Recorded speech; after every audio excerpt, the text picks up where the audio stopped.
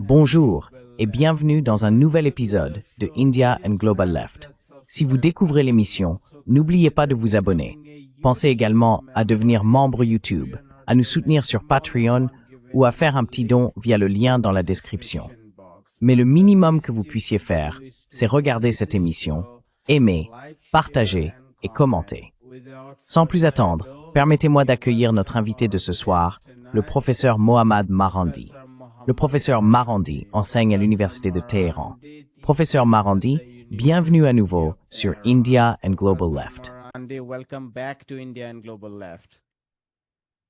Merci beaucoup de m'avoir invité. Je voulais commencer par vous inviter à discuter du fait que les pays E3, la France, l'Allemagne et le Royaume-Uni, ont officiellement déclenché le mécanisme de retour automatique des sanctions des Nations Unies dans le cadre de l'accord nucléaire de 2015, également connu sous le nom de JCPOA, ce qui lance un compte à rebours de 30 jours avant que les sanctions de l'ONU précédemment levées contre l'Iran puissent être rétablies.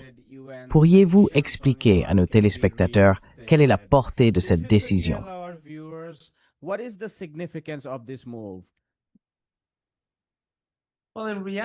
En réalité, cela n'a pas de véritable signification car les États-Unis ont déjà imposé des sanctions de pression maximale.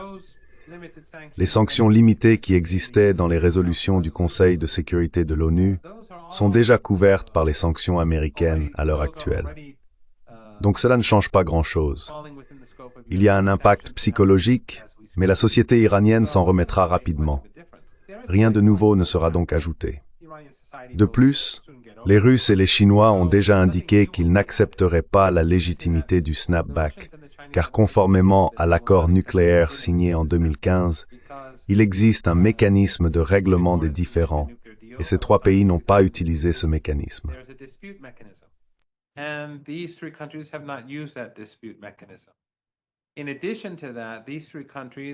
En plus de cela, ces trois pays ont violé l'accord nucléaire depuis que les États-Unis, en fait, ils l'ont violé dès le premier jour sous Obama, avec les Européens et les Américains.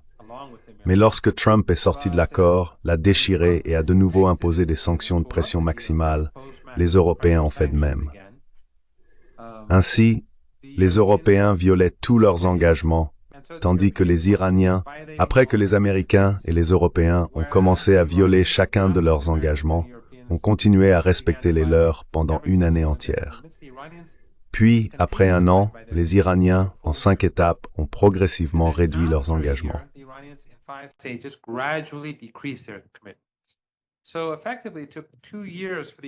En réalité, il a fallu 2 ans aux Iraniens pour ignorer leurs obligations dans le cadre du JCPOA.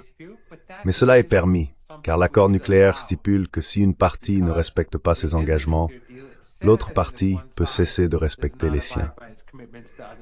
Mais ce qu'a fait l'Iran, c'est qu'il n'a même pas agi ainsi. Il a attendu 2 ans avant d'en arriver là.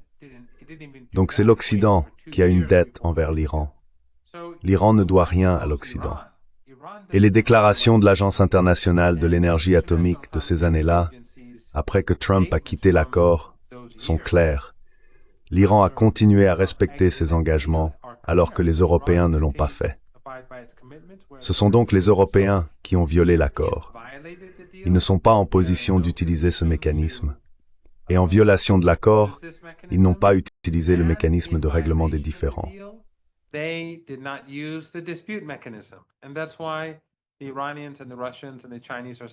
c'est pourquoi les Iraniens, les Russes et les Chinois disent qu'ils n'ont pas l'autorité légale pour l'utiliser.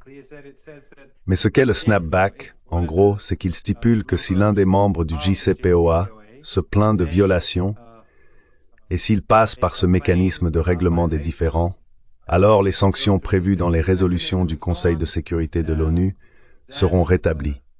Mais encore une fois, comme je l'ai dit, ils se sont abstenus d'utiliser le mécanisme de règlement des différends, ce qui rend cela illégitime. Et ce sont eux qui ont violé l'accord nucléaire, pas les Iraniens. Mais j'aimerais aussi ajouter, juste pour vos téléspectateurs, certains pourraient se demander, eh bien, pourquoi le Conseil de sécurité de l'ONU a-t-il imposé ces sanctions au départ?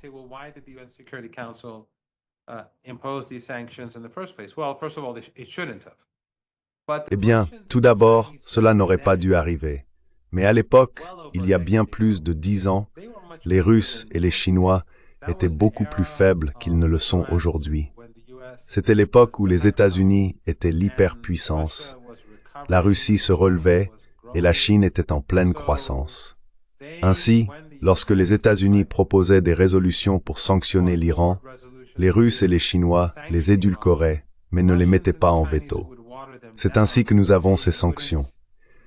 Mais encore une fois, comme je l'ai dit, après l'accord nucléaire, ces résolutions ont été mises de côté. Mais maintenant, les Européens veulent réactiver ces sanctions. Mais comme je l'ai dit, légalement, ils ne le peuvent pas, selon les Iraniens, les Russes et les Chinois.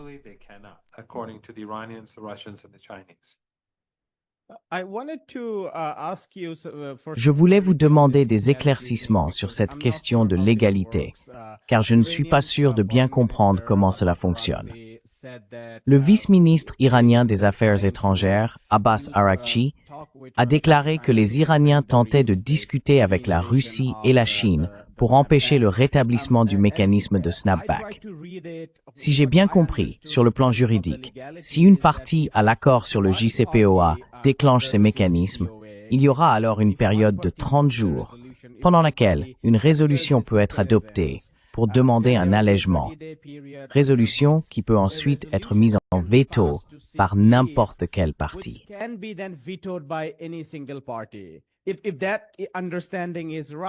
Si cette compréhension est correcte, alors juridiquement parlant, la Russie et la Chine ne peuvent pas opposer leur veto à la réintroduction des sanctions par les E3.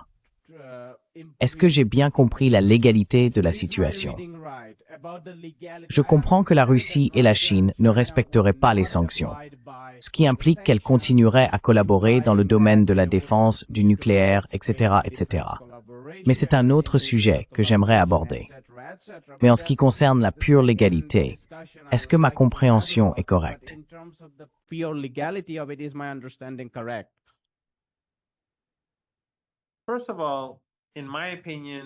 Tout d'abord, à mon avis, c'était l'un des principaux défauts de l'accord nucléaire, le JCPOA. L'Iran n'aurait pas dû permettre aux États-Unis de disposer de cette capacité de rétablissement automatique des sanctions. Si j'avais été à la table des négociations, j'aurais dit « soit vous n'avez pas ce droit, soit je me retire ». Mais c'est ma position. À l'époque, je n'étais pas favorable à cela. Et je pense que c'était une faiblesse du gouvernement iranien d'avoir accepté que cela soit inclus dans l'accord nucléaire. Mais cela mis à part, oui, il existe deux interprétations différentes. N'importe lequel des membres du JCPOA, c'est-à-dire les Britanniques, les Français, les Allemands, peut le faire, mais pas les Américains, car ils sont partis.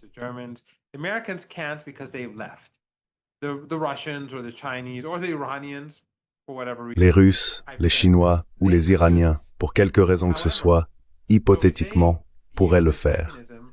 Cependant, s'ils utilisent ce mécanisme et qu'aucune résolution n'est trouvée après 30 jours, alors automatiquement, les résolutions de l'ONU sont réactivées.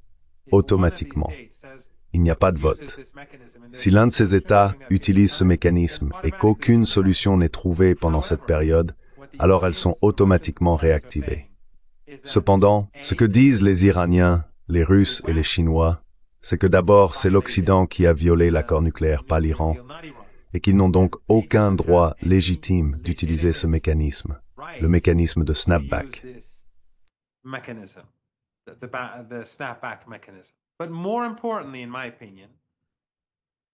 Mais plus important encore, à mon avis, ils affirment que techniquement, l'Occident n'a pas suivi le mécanisme approprié de résolution des différends et qu'il viole donc également l'accord. Donc dans tous les cas, ce que nous allons avoir, c'est une réactivation de ces résolutions de l'ONU aux yeux de l'Occident, mais aux yeux des Iraniens, des Russes et des Chinois, elles ne sont pas réactivées. Mais bien sûr, puisque la bureaucratie de l'ONU et ainsi de suite est contrôlée par l'Occident, ils vont quand même continuer à les utiliser, mais cela n'aura pas d'impact sur l'Iran. La raison en est que, comme je l'ai dit, cela aura un effet psychologique pendant un certain temps, mais il n'y a rien dans les sanctions qui n'ait déjà été imposé à l'Iran.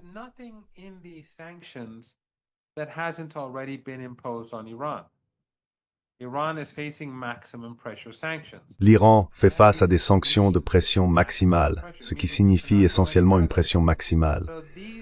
Cela veut dire qu'on ne peut pas aller plus loin. Donc, ces sanctions qui seront rétablies sont limitées dans leur portée. Elles concernent le domaine militaire et nucléaire, mais elles restent limitées. L'armée iranienne est pour l'essentiel autosuffisante. Son industrie, l'industrie nucléaire iranienne, est autosuffisante, comme nous le savons tous, et par conséquent, cela n'aura pas un impact énorme. Et si les Chinois et les Russes n'acceptent pas la légitimité de ces résolutions, alors bien sûr ils les ignoreront, ce qui incitera d'autres pays à faire de même.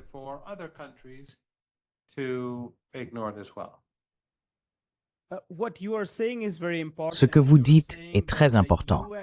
Vous affirmez que les sanctions américaines sont, d'un point de vue économique, bien plus globales. Elles touchent l'aviation, le pétrole, les métaux, tout, y compris les systèmes bancaires et de paiement.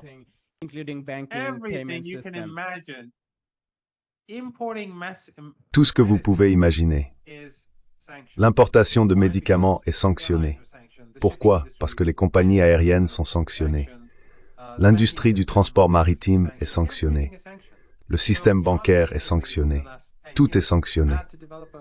Donc l'Iran, en gros, au cours des 10 dernières années, a dû développer son propre système pour mener ses échanges commerciaux. Certains pays refusent de commercer avec l'Iran, d'autres acceptent. Les sanctions sont de plus en plus ignorées. Et je pense que cela est en grande partie dû au Dr Raisi. Car lorsqu'il était président, il a dit « Je ne vais pas attendre un accord nucléaire ou sa relance. Je vais exporter mon pétrole. » Ainsi, lui et le gouvernement iranien, par exemple, ont commencé à exporter davantage de pétrole.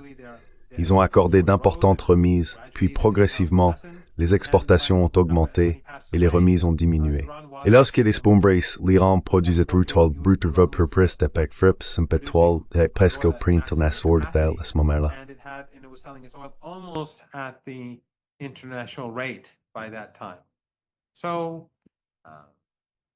Donc l'Iran y est maintenant habitué. Cela ne veut pas dire que l'Iran souhaite les sanctions ou que cela n'a pas d'importance. Non, cela entrave, cela crée des difficultés, cela engendre de la corruption, car lorsque l'État et le secteur privé, lorsque tout le monde doit agir dans la clandestinité, cela génère évidemment de la corruption. Donc l'État ne veut pas de cela. Mais quoi qu'il en soit, il parvient à fonctionner. Et nous voyons que l'économie iranienne croît. Et nous voyons que les Israéliens et les Américains, avec le soutien de l'Occident, ont mené une guerre contre l'Iran. Et ils ont perdu cette guerre. Ainsi, l'Iran sous sanctions, évidemment, au cours des dernières décennies, a été impressionnant à bien des égards. Je ne dis pas qu'il n'y a pas de lacunes, il y en a beaucoup, mais je trouve assez impressionnant la façon dont l'Iran a réussi à gérer la situation au fil des années.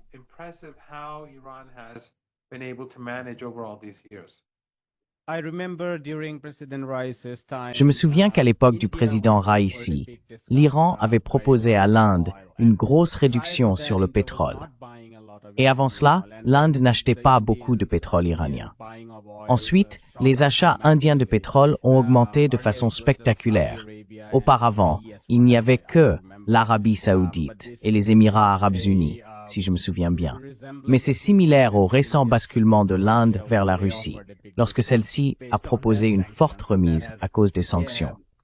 Cela a provoqué un changement radical en Asie, je dirais, car les États-Unis ont imposé des sanctions à l'Inde, et l'Inde les a ignorées, se rapprochant également de la Chine.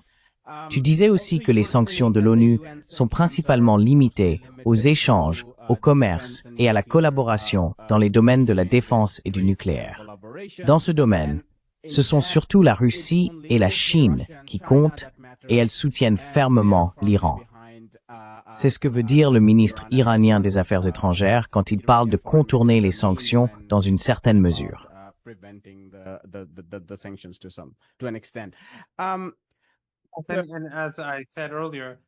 Comme je l'ai dit plus tôt, les Russes et les Chinois ont déjà déclaré qu'ils n'acceptaient pas ce que font les Européens. De plus, l'Iran possède une industrie militaire très forte et étendue, ainsi qu'une industrie nucléaire. Il est donc en grande partie autosuffisant. Avec la situation de la Russie et de la Chine dont nous avons parlé, cela rend l'impact des actions européennes très limité. Et les Européens vont en souffrir, car s'ils continuent sur cette voie, nous ne négocierons plus jamais avec eux sur quoi que ce soit, c'en est fini pour eux.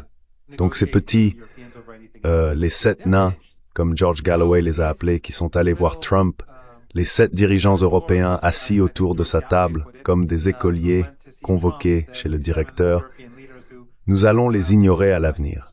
Ils ne seront plus autorisés à la table des négociations avec l'Iran. C'était leur dernière chance de jouer un rôle mondial.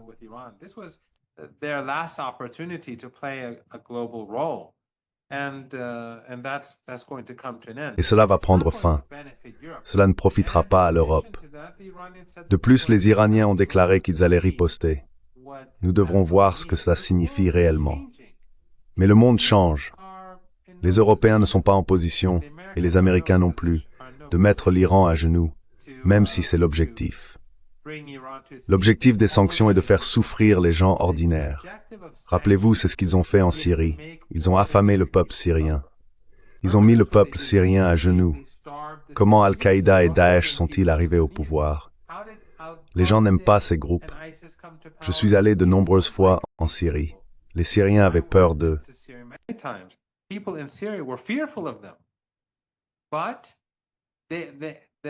Mais les Américains et les Européens ont réussi à mettre la nation à genoux, à affamer la population.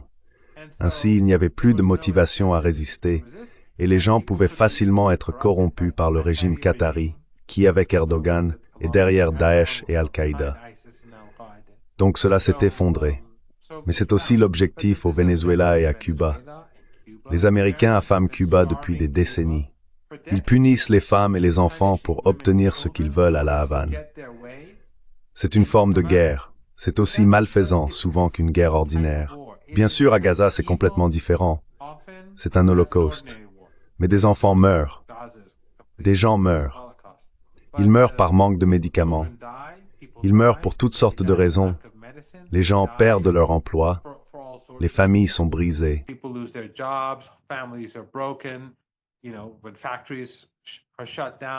Lorsque des usines ferment, vous savez comment ça se passe dans différents pays. L'objectif est donc de faire souffrir les gens. C'est ce que l'Occident aime faire. Ils essayent de mettre les pays à genoux, mais ils ont échoué avec l'Iran. Ils ont causé des difficultés. Ils ont tué des gens. Mais l'Iran a désormais développé des moyens de commercer et de faire des affaires. Et aujourd'hui, ce n'est plus comme il y a 10 ans. Il y a 10 ou 15 ans, l'Iran était l'axe du mal. Maintenant, les Américains et les Européens sont en guerre avec la Russie. Ils mènent une guerre commerciale avec la Chine, de plus en plus avec l'Inde, avec le Brésil. Ils se sont donc isolés eux-mêmes. Et aujourd'hui, les amis et alliés de l'Iran sont bien plus influents et bien plus nombreux qu'il y a 10 ou 15 ans.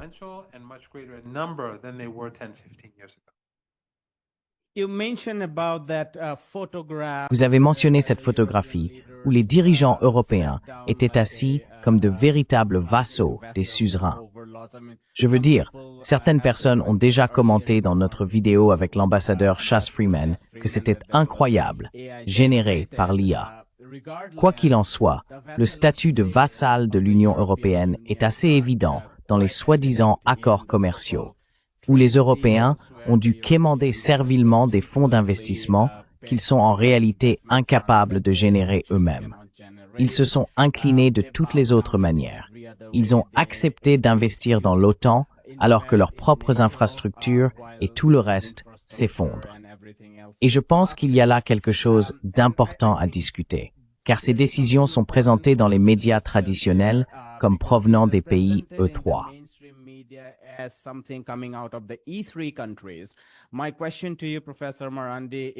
Ma question pour vous, professeur Marandi, est la suivante.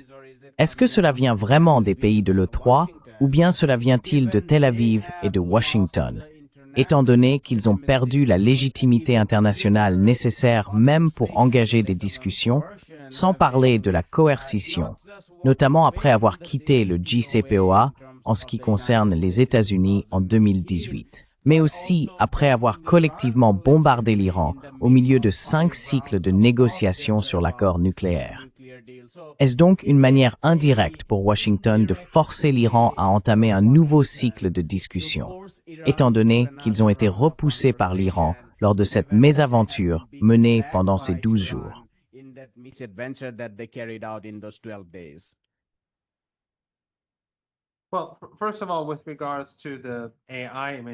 Eh bien, tout d'abord, en ce qui concerne l'image générée par l'IA, je pense qu'il y a plusieurs images différentes. Mais dans tous les cas, il me semble évident, comme vous l'avez souligné, qu'ils étaient essentiellement des serviteurs venus voir leur maître. Et c'est ainsi qu'ils se sont comportés devant lui, exactement comme son propre cabinet se comporte devant lui, mais c'est une autre histoire. Je pense que le plus important ici, c'est que tout d'abord, les Européens sont subordonnés aux Américains. Mais les Américains sont subordonnés aux lobbies sionistes. Et les Européens sont également subordonnés aux lobbies sionistes.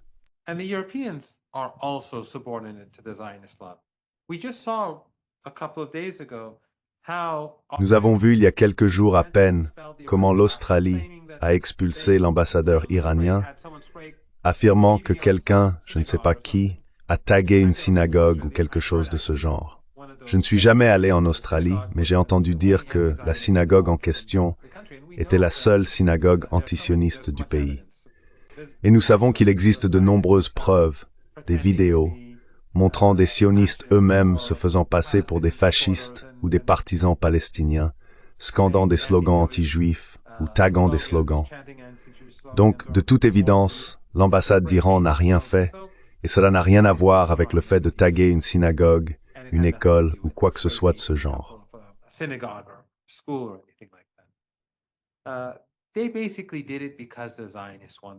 Ils l'ont essentiellement fait parce que les sionistes le voulaient. Et nous avons vu comment Netanyahou avait effectivement envoyé une lettre au gouvernement australien quelques jours auparavant, les menaçant. Donc le lobby sioniste est influent dans tout le monde occidental. Et d'ailleurs, ils ont fait la même chose avec l'ambassadeur iranien en Albanie en 2018. C'était la même chose. Les Albanais ont expulsé l'ambassadeur iranien et ont même fermé les cours de langue persane là-bas. Voilà le lobby sioniste.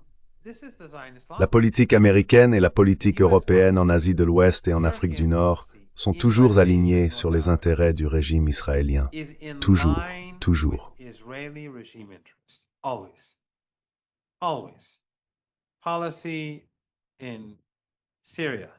La politique en Syrie est alignée sur la politique israélienne. Et c'est l'une des choses tristes. Nous avons vu tant de personnes insensées ou naïves ou grossièrement sectaires soutenir l'OI et Al-Qaïda ainsi que d'autres groupes par haine, parce que cette haine a été créée. La haine sectaire, religieuse et raciale a été créée par le biais du Qatar, de l'Arabie Saoudite et de la Turquie. Mais il ne s'agit pas seulement d'Al Jazeera ou d'Al Arabiya. Ces pays disposent d'immenses réseaux d'instituts culturels, d'instituts religieux, de médias et de centaines de chaînes de télévision. Cela a commencé avec l'Arabie Saoudite dans les années 1980, puis plus tard, le Qatar a rejoint le mouvement. L'idéologie officielle du Qatar est le wahhabisme.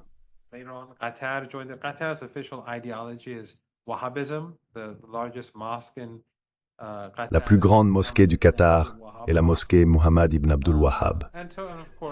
Et donc, bien sûr, Erdogan et la Turquie ont poursuivi le même agenda.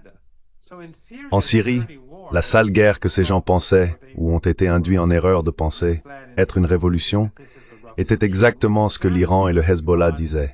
C'était une opération de la CIA. C'était une opération pour le régime israélien.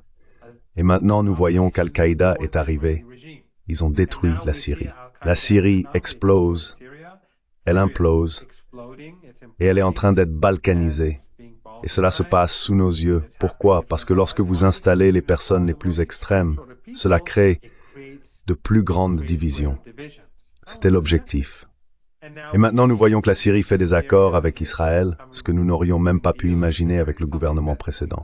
Donc, en gros, la politique syrienne a toujours été celle poursuivie par les Américains et les Européens, en accord avec les intérêts israéliens.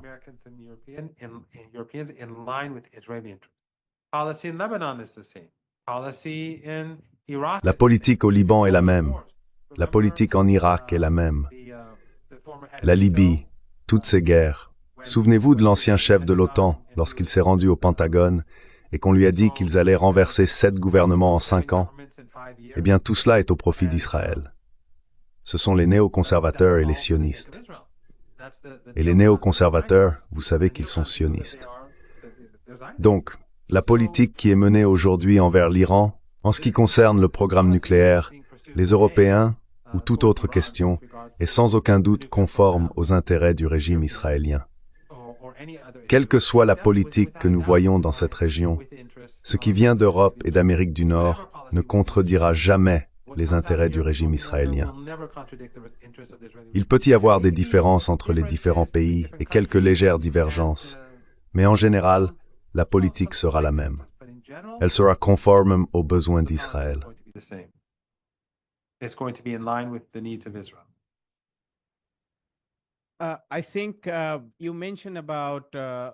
Je pense que vous avez mentionné la guerre en Ukraine. Et l'un des analystes, Trita Parsi, fait une observation très intéressante.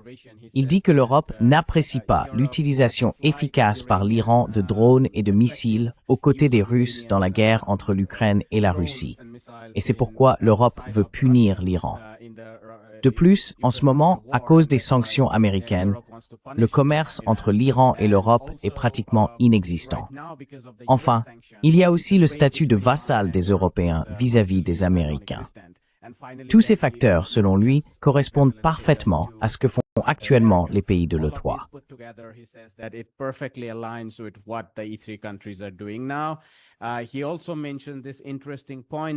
Il a également mentionné ce point intéressant.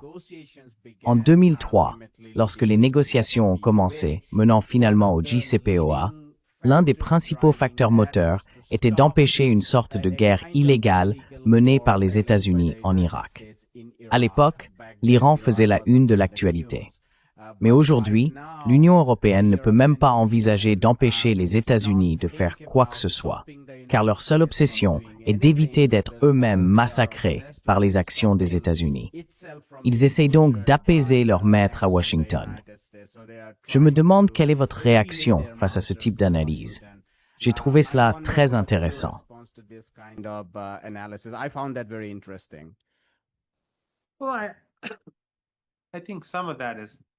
Eh bien, je pense qu'il y a certainement du vrai là-dedans. Les Européens, bien sûr, en 2003, étaient plus vocaux. Nous l'avons vu lors de la guerre en Irak. Ils étaient aux côtés des États-Unis pour imposer des sanctions et mettre le peuple irakien à genoux. Cela ne leur posait aucun problème. Mais ils ne voulaient pas de la guerre elle-même à ce moment-là. Les Britanniques, eux, oui, bien sûr. Mais encore une fois, la politique générale était la même, à savoir faire souffrir le peuple irakien. Ce n'est pas comme si les Européens s'opposaient à l'isolement de l'Irak, à l'étranglement de l'Irak. Vous vous souvenez sans doute, je crois que c'était un journaliste d'ABC qui avait demandé au secrétaire d'État américain de l'époque « Est-ce que 500 000 enfants irakiens morts à cause des sanctions, ça en vaut la peine ?» Et Madeleine Albright avait répondu « Oui, je le pense. »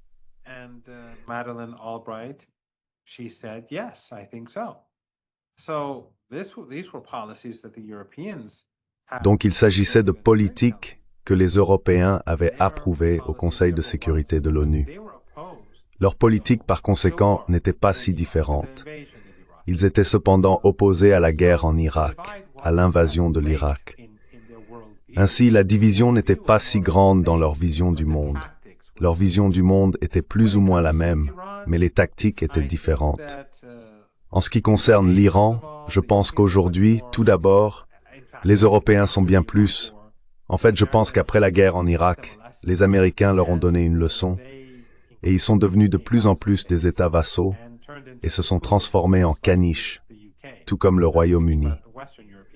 Et je parle des pays d'Europe de l'Ouest. Les pays d'Europe de l'Est, comme la Lituanie et l'Estonie, sont même plus extrêmes que les maîtres.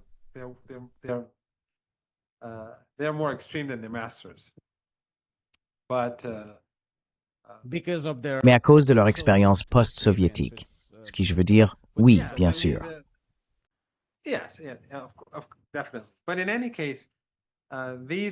Mais de toute façon, ils sont devenus de plus en plus des États vassaux. Aujourd'hui, les Européens obéissent complètement aux États-Unis. Je ne pense pas que le mécanisme de snapback ait quoi que ce soit à voir avec l'Ukraine. Ils n'ont aucune raison de se plaindre de la relation de l'Iran avec la Russie. Ils ont déjà imposé des sanctions de pression maximale à l'Iran. Alors de quel droit se plaignent-ils de la relation de l'Iran avec? C'est leur arrogance eurocentrique, dire à l'Inde quoi faire, dire au Brésil quoi faire. Vous ne respectez pas le droit international, vous respectez ma loi. Voilà, c'est tout. Il n'existe aucune loi interdisant à l'Inde d'acheter à la Russie ou à l'Iran ou aux Chinois de faire des affaires avec le Brésil.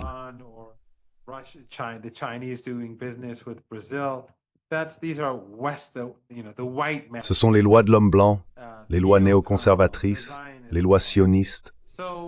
Donc non, je ne pense pas que le soutien de l'Iran aux Russes ou sa coopération avec la Russie, disons, ait eu quoi que ce soit à voir avec le snapback.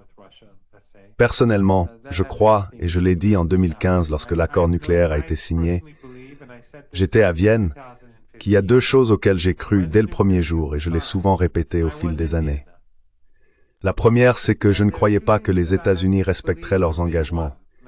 Et je ne croyais pas qu'Obama le ferait, et il ne l'a pas fait.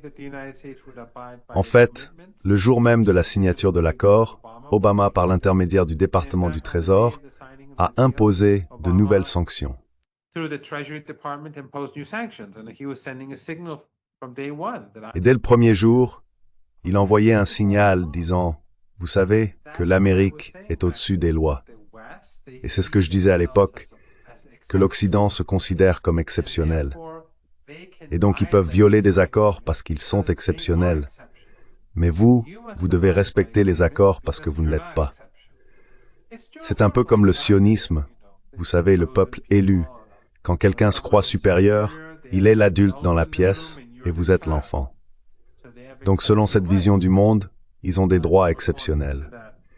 Et la deuxième chose que j'ai dite, c'est que nous n'aurons jamais la levée de ces sanctions après 10 ans.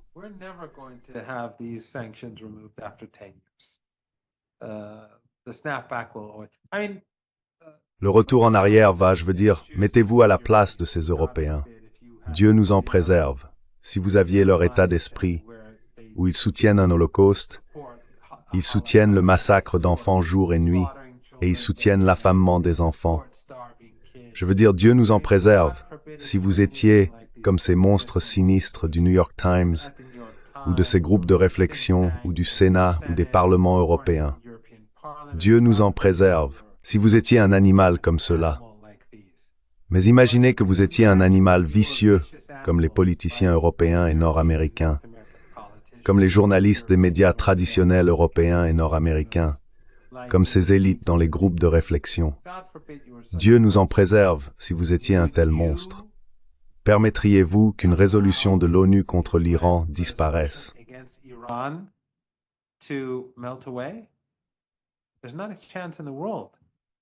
Il n'y avait pas la moindre chance qu'il le fasse avec ou sans l'Ukraine. Aucune chance, vraiment. Donc c'était inévitable, le retour en arrière était inévitable. Tout comme les Européens, à l'époque de l'apartheid en Afrique du Sud. Laissez-moi donner un autre exemple.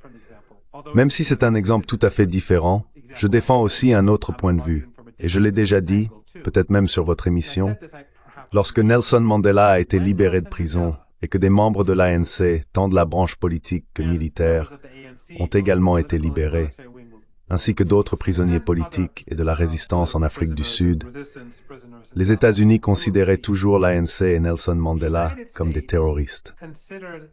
Nelson Mandela est devenu président. Nelson Mandela became president. The ANC and Nelson Mandela were still terrorists. L'ANC et Nelson Mandela étaient encore considérés comme des terroristes. Nelson Mandela s'est retiré de la vie politique après la fin de sa présidence. L'ANC et Nelson Mandela étaient toujours considérés comme des terroristes, selon la loi américaine. Ce n'est que des années plus tard que les États-Unis les ont finalement retirés de la liste. Donc en ce qui concerne la levée des sanctions, à l'heure actuelle, l'Irak est toujours sous sanctions. Le gouvernement irakien n'a pas le contrôle de l'argent de son pétrole. Les États-Unis le prennent, le déposent sur leur compte bancaire et le distribuent. C'est incroyable. La guerre en Irak, cette invasion illégale est terminée, c'est fini. Plusieurs gouvernements irakiens se sont succédés, élection après élection, mais ils ne lèvent pas les sanctions de l'ONU.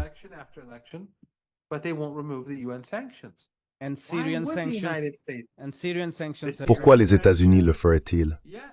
Et les sanctions contre la Syrie ont-elles disparu? Oui, les sanctions contre la Syrie. Le Sénat ou la Chambre des représentants américains ont-ils levé les sanctions contre la Syrie? Bien sûr que non. Ils lèveront certaines de ces sanctions et ils continueront d'extorquer des concessions à Al-Qaïda et à l'État islamique en Syrie, Jolani et ainsi de suite. Mais ils ne les laisseront jamais partir. Donc, l'Iran travaille essentiellement à reconstruire, à bâtir un monde alternatif, un ordre mondial alternatif. Et à l'époque, il y a des années, l'Iran était plus ou moins seul. Aujourd'hui, de nombreux pays ont rejoint le club, dont la Russie et la Chine, et l'Inde après ce que Trump a fait. Je pense que cela donne un élan supplémentaire au Brésil.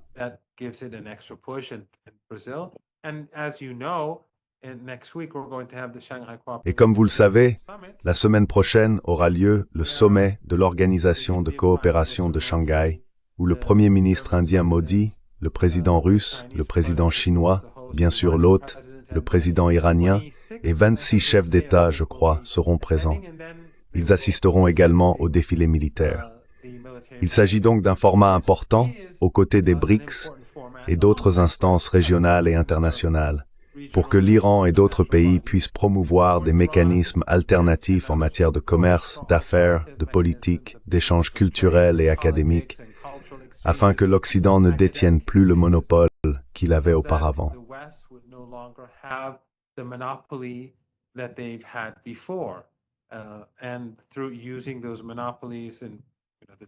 Et en utilisant ces monopoles et le dollar américain, les institutions financières occidentales ont pu étrangler d'autres pays.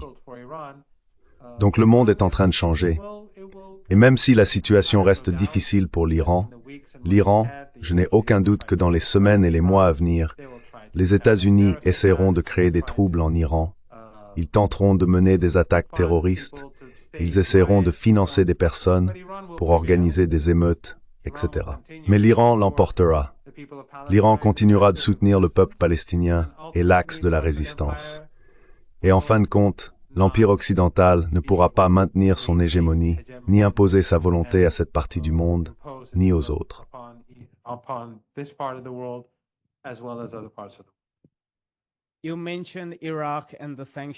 Vous avez mentionné l'Irak et les sanctions.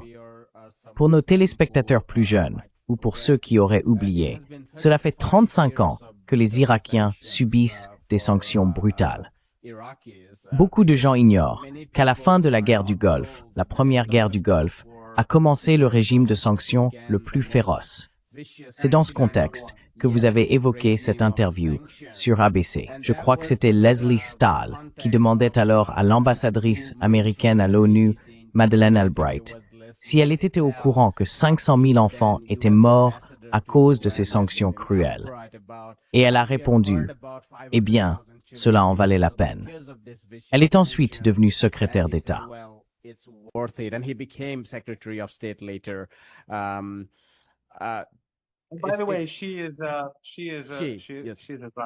Au fait, elle est sioniste.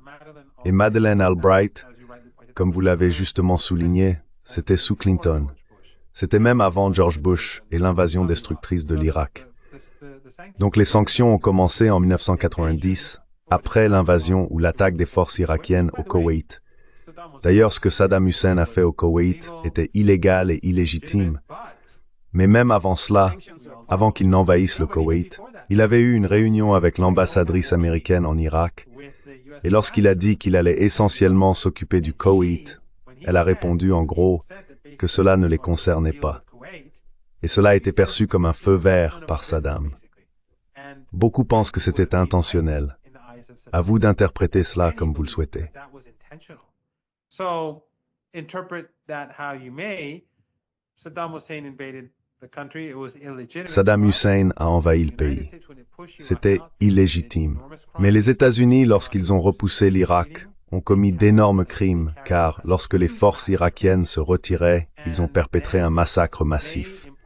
Ensuite, ils ont imposé un cessez-le-feu à l'Irak.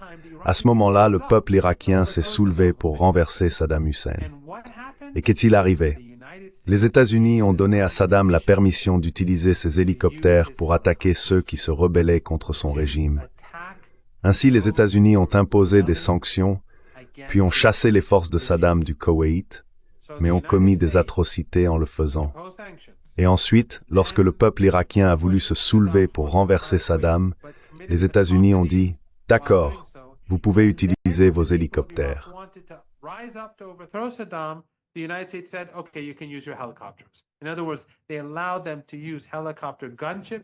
En d'autres termes, ils leur ont permis d'utiliser des hélicoptères de combat pour abattre des gens.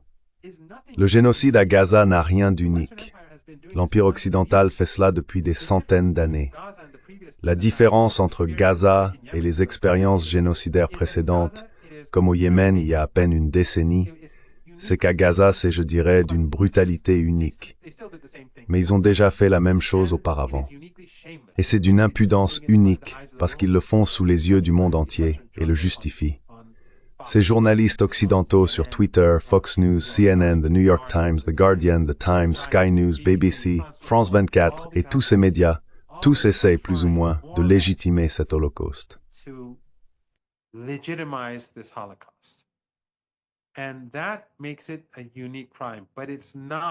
Et cela en fait un crime unique, mais ce n'est pas quelque chose de nouveau.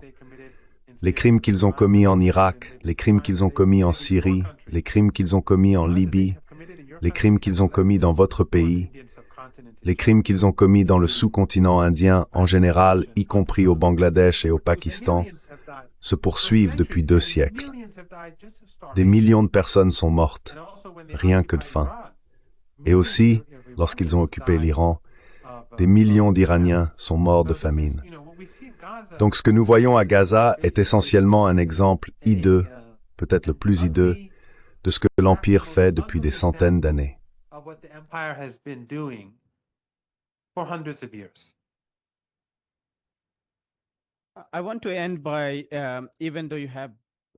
Je voudrais conclure, même si vous avez en réalité déjà évoqué indirectement la situation à Gaza, en vous demandant de terminer cette conversation.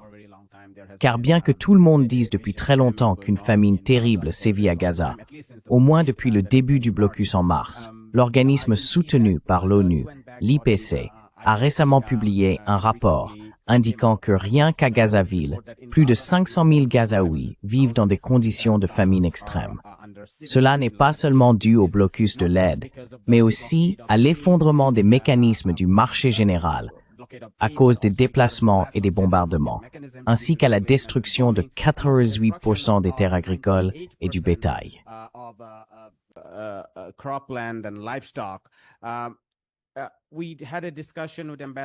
Nous avons eu une discussion avec l'ambassadeur Chas Freeman au sujet des soi-disant négociations que les États-Unis prétendent mener indirectement par l'intermédiaire de Bassem Abou Abel américano-palestinien, mais aussi en utilisant le Qatar et l'Égypte, qui transmettent des informations à Blinken, puis Blinken s'adressant à ce qui semble désormais être son propre maître, Netanyahou, à Tel Aviv. Nous sommes arrivés à la conclusion qu'il ne s'agit pas de négociations. Il s'agit en réalité d'un bluff pour gagner du temps en vue du véritable projet de nettoyage ethnique. Pour conclure cette conversation, partagez avec nous ce à quoi vous avez pensé. Que vous évoque Gaza?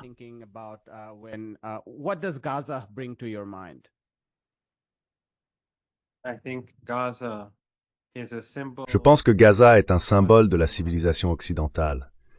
Vous savez, on raconte, même s'il n'y a aucune preuve de cela, que lorsque Gandhi s'est rendu pour la première fois au Royaume-Uni, un journaliste lui a demandé « Que pensez-vous de la civilisation occidentale ?» Et il aurait répondu « Ce serait une bonne idée. » Bien sûr, on ne sait pas s'il l'a réellement dit ou non.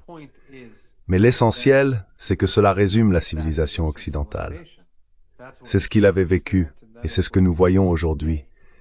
Mais ce que nous voyons aujourd'hui est encore plus laid que ce qui s'est passé en Inde. En Inde, le nombre de victimes était peut-être bien plus élevé. En Afrique, bien sûr, ce fut le plus horrible de tous. Et bien sûr, les conquistadors en Amérique, c'était le deuxième après l'Afrique. Mais Gaza est pire dans le sens où cela se passe sous nos yeux. Et cela ne s'arrête jamais.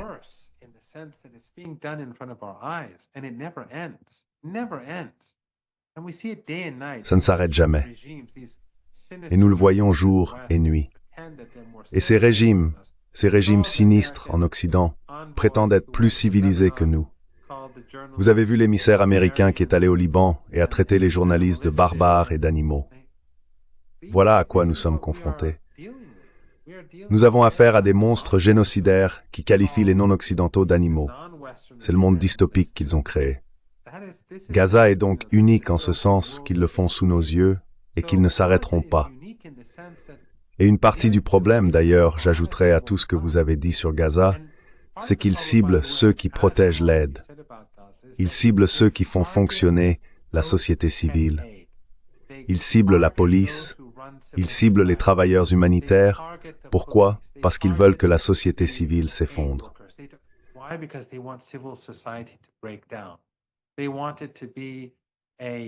Ils veulent que ce soit un véritable chaos où chacun doit se débrouiller seul. Et c'est ainsi qu'ils traitent aussi les personnes affamées. Ils les emmènent dans ces endroits, les poussent au désespoir, puis les abattent, et ils en tirent du plaisir.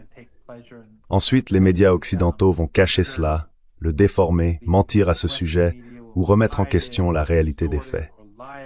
Et bien sûr, c'est ainsi que fonctionne l'Occident. 40 ans plus tard, s'ils s'en sortent, et cette fois ils n'y arriveront pas, si Dieu le veut, 40 ans plus tard, ils écriront des documents, ils feront des documentaires en disant « oui, c'est ce qui s'est passé ». C'est alors qu'ils vous diront la vérité. Une fois que tout est terminé, c'est ce que fait généralement l'Occident. Ils feront des documentaires sur l'Inde, sur le coup d'État en Iran.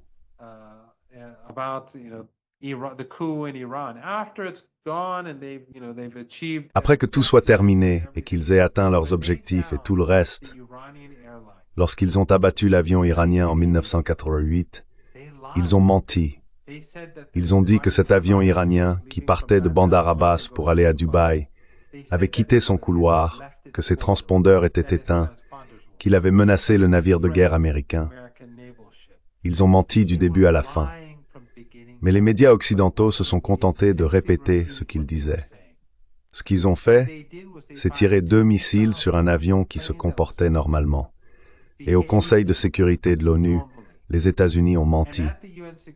Et ce n'est que des années plus tard, que Newsweek est venu dire la vérité. Des années plus tard.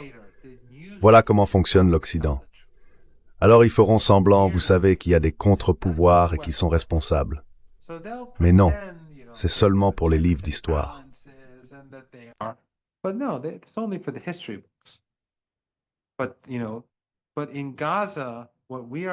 Mais vous savez, à Gaza, ce que nous voyons, c'est la civilisation occidentale. C'est cela, la civilisation occidentale. Ce sont ces valeurs occidentales, parce que la CIJ, la plainte sud-africaine, remonte à presque 2 ans. À l'époque, la CIJ, qui, comme la CPI, subit d'énormes pressions de la part des États-Unis, et nous avons vu comment ils ont sanctionné des personnes. À l'époque, sous pression, la CIJ a déclaré que cela pourrait être un génocide. C'était il y a plus d'1 an et demi. Maintenant, tout a été anéanti. Personne ne sait combien de personnes sont mortes. Il y en a peut-être jusqu'à 500 000, 400 000 aujourd'hui, directement et indirectement. Les disparus, les morts, les blessés, puis ceux qui, 6 mois plus tard, meurent de leurs blessures ou de complications, ou les patients atteints de cancer qui ne trouvent pas leurs médicaments. Ils meurent tous.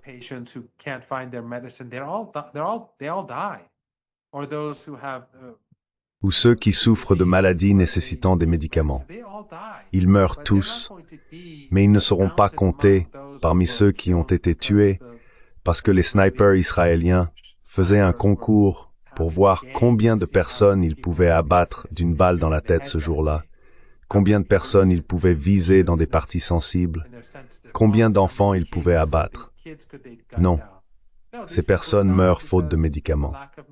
Elles meurent de maladies qui pourraient être traitées et soignées avec des médicaments, mais elles n'y ont pas accès.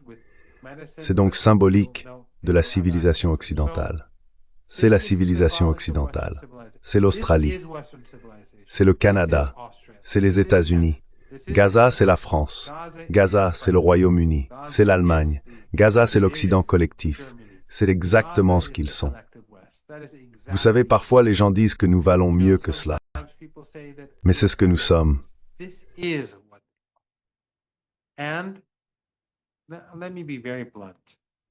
Permettez-moi d'être très franc. Les seules entités qui se sont opposées à ce génocide, en dehors des gens ordinaires à travers le monde, sont l'axe de la résistance. L'Iran, le Hamas, enfin le Hamas c'est la Palestine, le djihad islamique au sein du Hamas, mais l'Iran, le Hezbollah, Ansarullah et la résistance en Irak. Ce sont les seuls qui ont tenu bon. Alors ma question est la suivante. Pour ceux qui ont entendu des décennies de propagande anti-iranienne dans les médias occidentaux et qui ont grandi avec la diabolisation de l'Iran dans les médias arabes, de dictatures comme le Qatar et d'autres régimes clients des États-Unis dans notre région du monde, si l'Iran est si terrible, si le Hezbollah est si terrible, alors pourquoi est-ce que les seuls à faire des sacrifices, à être sanctionnés, diabolisés et bombardés sont ces entités et personne d'autre?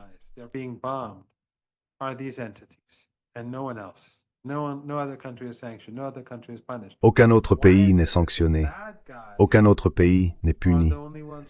Pourquoi seuls les méchants sont-ils ceux qui s'opposent au génocide?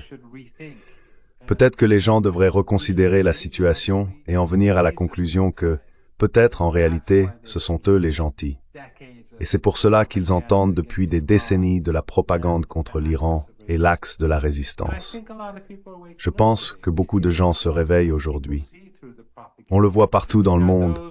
Les gens voient à travers la propagande. Il y a ceux qui sont profondément sectaires et c'est une sorte de maladie, leur sectarisme et leur haine irrationnelle.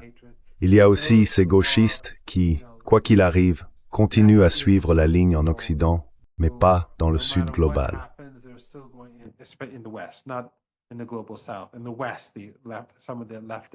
En Occident, certains gauchistes sont hostiles à l'axe de la résistance, simplement parce qu'ils ont grandi ainsi et qu'ils ne changeront jamais.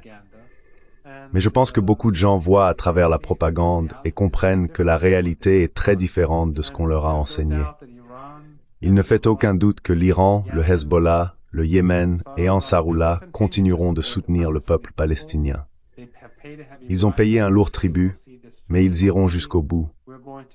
Et j'espère que nous assisterons à la fin du régime israélien. Certains disent qu'Israël a réussi jusqu'à présent. Tout ce que je vois, c'est l'échec du régime israélien. Aujourd'hui, le régime israélien est méprisé dans le monde entier. Comment calcule-t-on cela en euros, en dollars, en yuan ou dans une autre devise? Comment le calcule-t-on? Donc je suis optimiste pour l'avenir. Mais au bout du compte, recente regada comme une civilisation occidentale.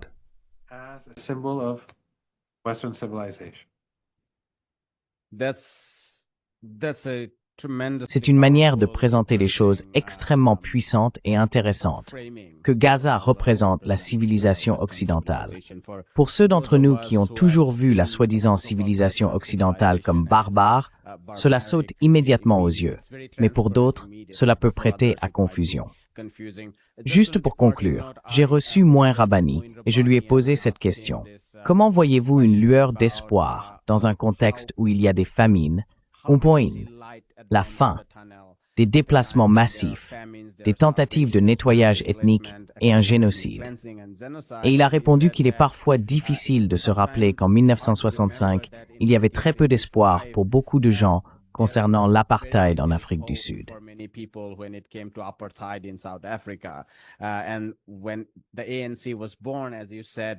Et lorsque l'ANC est née, comme vous l'avez dit, la civilisation occidentale l'a condamné comme étant du terrorisme. Mais il n'a fallu que 30 ans pour que l'apartheid s'effondre en Afrique du Sud. Et on ne sait jamais, étant donné l'énorme changement de l'opinion publique aux États-Unis eux-mêmes, changement qui se reflète aussi en partie dans l'élection de Zoran Mamdani à New York, où il y a une grande partie de la population juive. Et même en Europe, de larges pans de l'opinion publique ont évolué concernant Gaza. On ne sait jamais quand ce château de cartes, ce château colonial construit sur la Méditerranée, s'effondrera. Nous allons nous arrêter là, professeur Marandi. We'll leave it there, Professor Well, Marandi. I just want to make Je veux juste faire une petite remarque. Je reste prudent concernant l'élection du maire à New York. Nous devrons attendre les résultats. Et je suis aussi prudent à son sujet. Même si le simple fait que les gens aient changé d'avis et que tant de Juifs se tournent vers lui, peu importe comment il évoluera, il faut attendre de voir, car nous avons déjà eu AOC et d'autres auparavant qui se sont révélés très différents de ce qu'on attendait. Mais c'est le sentiment public. Quand je parle de la civilisation occidentale, je parle de la classe dirigeante et des élites. Par exemple, ce que le régime australien a fait pour détourner l'attention de l'Holocauste à Gaza, il a fabriqué des accusations contre l'Iran. Cependant, regardez les Australiens qui sont descendus dans la rue ces dernières semaines. D'énormes manifestations. Huge protests. Il y a des raisons d'être optimiste. Partout dans le monde, les gens se réveillent. Peu importe qu'ils soient chrétiens, juifs, musulmans, hindous, des personnes de tous horizons, de différentes classes, de différents pays, l'Occident, l'Asie, l'Afrique. Nous voyons les gens s'éveiller. Se réveillent, je ne sais pas comment les choses vont se terminer, mais nous devons être optimistes quand nous voyons autant de personnes prendre position. Beaucoup d'entre eux, évidemment, devront faire des sacrifices. Ils risquent de perdre leur emploi ou craignent de le perdre. Tout cela fait partie de la résistance. C'est une résistance mondiale. C'est une résistance collective et populaire. Et la Palestine, ainsi que la question de Gaza, sont au centre de leur colère. Mais ils voient quelque chose de bien plus vaste. Ils veulent vivre dans un monde différent. They want to live in a different world. They want a world which is just, not a world where Ils veulent un monde juste, pas un monde où certaines personnes peuvent être massacrées quotidiennement et d'autres peuvent voler leurs terres. Cela symbolise une injustice plus grande, une injustice mondiale. Et nous voyons que des personnes de tous horizons, de toute race, de toute religion, veulent ce monde meilleur. Je pense donc que nous devons toujours croire qu'il y a de la lumière au bout du tunnel. Moi, bien sûr, en tant que musulman chiite, je n'ai aucun doute, selon ma foi, qu'il y a de la lumière au bout du tunnel. Mais je pense que les événements sur le terrain indiquent qu'il y a des raisons d'être optimistes. Et nous devons rester optimistes pour réussir à résister à cette oppression. Car le désespoir est exactement ce que veulent les sionistes, les néoconservateurs et les élites. Ils veulent que nous soyons désespérés, que nous n'ayons aucun espoir en l'avenir, car cela sape fondamentalement la résistance.